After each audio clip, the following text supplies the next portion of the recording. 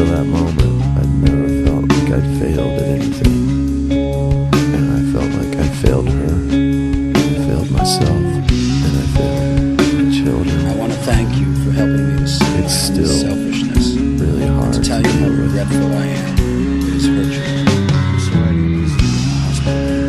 I'm here to confess to you what I did. I'm sorry that I became your friend. I don't know if I was selfish or I just was too scared to face it. I really regret not being able to see One of my best friends is the godfather of my daughter. He asked me to sing or play something at his wedding. I turned it down because I was busy and I guess chicken shit to do it.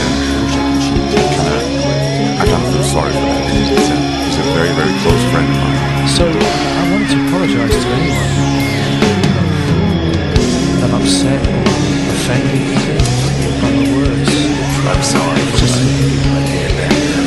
But unfortunately, I was a different I person. tend to express it as a fact. I'm so sorry. And that's kind of